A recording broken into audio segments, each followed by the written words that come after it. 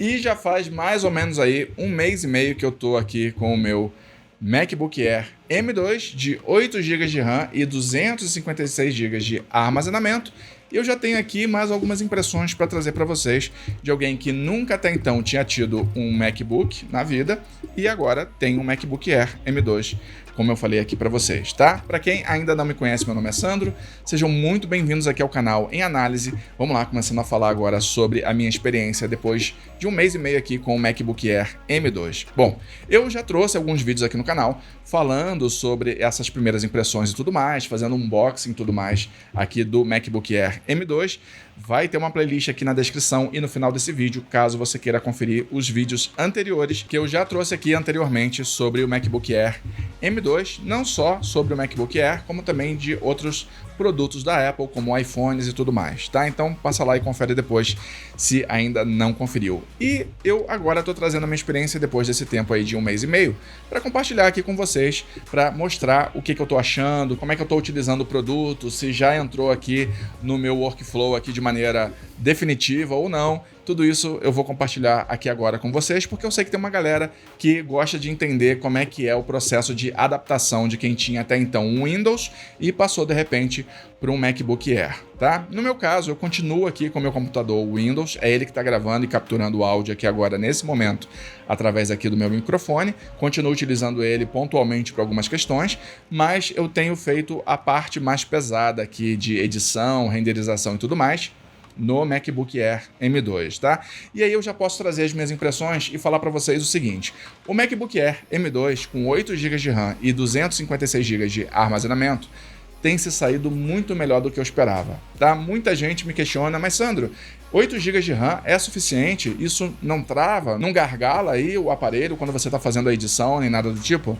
De forma nenhuma, tá? Ele inclusive consegue sair melhor do que o meu computador, meu notebook aqui com o Windows, que já é um aparelho um pouco mais antigo. Ele tem uma RTX 2070, tem 32 GB de RAM, tem um Intel Core i7 aí de 8ª geração, então ele já tem aí um tempinho de estrada, mas ainda assim continua me atendendo para a maioria das questões que eu preciso fazer, tá? Até inclusive para edição de vídeo ele continua me atendendo super bem, porque mais uma vez a minha edição de vídeo aqui ela é simples, ela é normalmente corte com corte, eu coloco só um ou outro ajuste aí de cor e tudo mais, são coisas bem levinhas, eu não tenho uma edição aqui muito complexa, muito pesadona, então para mim está atendendo perfeitamente.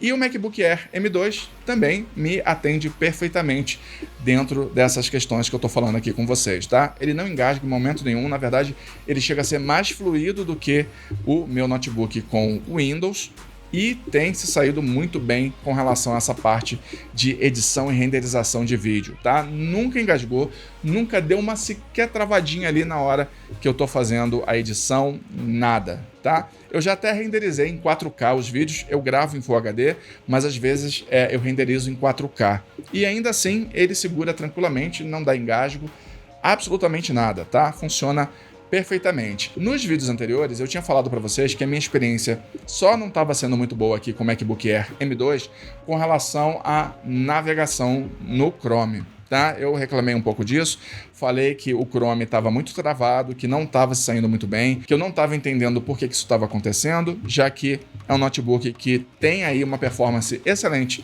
para edição de vídeo, por que ele estaria travando com uma simples navegação no Chrome? Bom, isso aí eu acabei descobrindo depois que, na verdade, o MacBook Air M2, ele trava com o Chrome mesmo, tá? O Chrome é como se não fosse otimizado para o MacBook Air M2. Quando eu passei a utilizar o Safari aqui no MacBook Air, acabou o problema, tudo passou a fluir magicamente bem, tá? É só com o Chrome. Se eu clico ali na janelinha do Chrome para abrir, nossa, ele demora pra caramba, ele tem um time ali de carregamento, de loading, ele fica um tempo ali perdendo e carregando e computando e tal, até que ele libera o Chrome para eu começar a utilizar.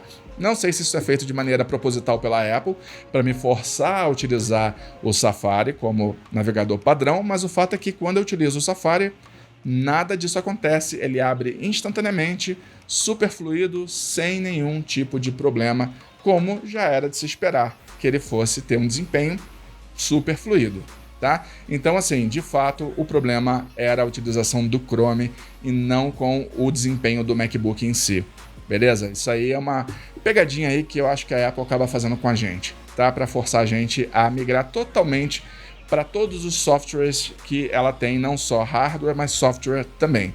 Então, feito isso, resolveu o meu problema dessa parte de navegação também. Eu acabo, às vezes, ainda utilizando o Chrome pontualmente, porque eu tenho alguns plugins lá no Chrome que me ajudam em algumas coisas, dependendo do que eu vou fazer, e aí eu ainda recorro a ele, eventualmente, para algumas questões, mas quando eu estou com o Mac aqui, eu só utilizo, via de regra, o Safari.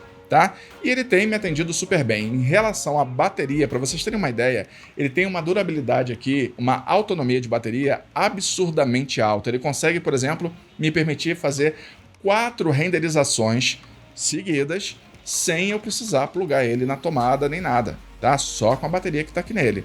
Isso aí é impensável para o meu notebook com Windows, tá? Se eu tentar tirar ele da tomada aqui agora e começar a fazer uma edição, em 5 minutos ele vai apagar instantaneamente, tá? Isso aí é um fato. Tudo bem, ele já é mais antigo, então a bateria dele pode já estar comprometida com relação aí à capacidade dele de armazenar carga e tudo mais. É possível que isso esteja acontecendo, mas ainda assim, mesmo quando ele estava aí no auge da sua performance, ele não segurava mais do que 1 hora fazendo navegação, coisa simples, sem edição. Tá? Então imagina fazendo uma edição.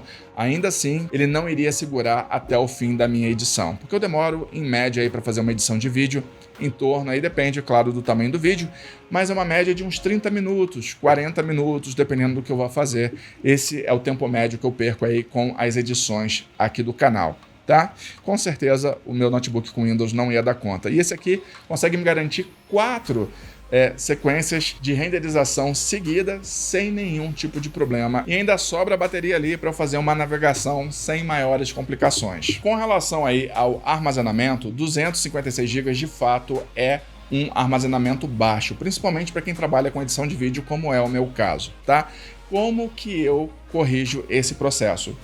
Com SSDs a parte que eu compro, tá? Eu pego aqui, esse aqui, por exemplo, é da Kingston, tem 1 TB, plugo aqui nele, resolveu o meu problema. Além desse, eu tenho outro aqui, que é da Gigabyte, é um Aorus, ele tá com um casezinho aqui da Ugreen, porque ele era um SSD interno e eu transformei ele num SSD externo. Inclusive eu já trouxe um vídeo aqui no canal recentemente falando sobre esse casezinho aqui da Ugreen, se vocês ainda não conferiram.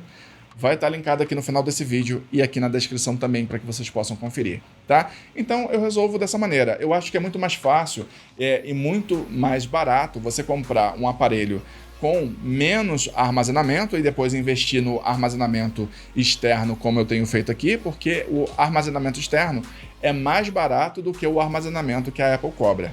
Tá? Para você migrar de 256 GB, por exemplo, para 512 GB, é um absurdo a mais que você vai pagar no MacBook Air M2 como esse aqui.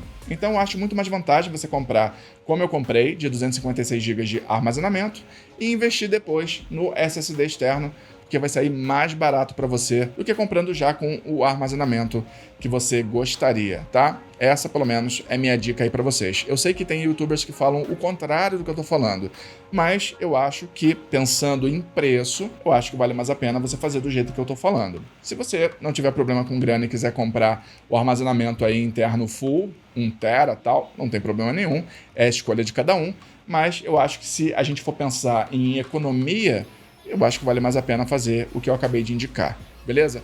E eu tô gostando muito, tô curtindo muito aqui o meu MacBook, eu já utilizei ele com o AirDrop do meu iPhone 15 para poder transferir alguns arquivos, é mágico o processo de transferência de arquivo entre o iPhone e o MacBook, tá? Isso aí ajuda demais. Eu agora posso fazer vários takes aqui com o meu iPhone 15 sem maiores complicações, que depois basta em alguns poucos cliques transferir o arquivo de maneira extremamente rápida. Arquivos pesados, com gigas e gigas, tá? São transferidos rapidamente de um produto para o outro da Apple aqui entre o meu iPhone 15 e o meu MacBook Air M2. Essas são as atualizações que eu tinha para trazer aqui para vocês. Vou trazer mais para frente outras atualizações.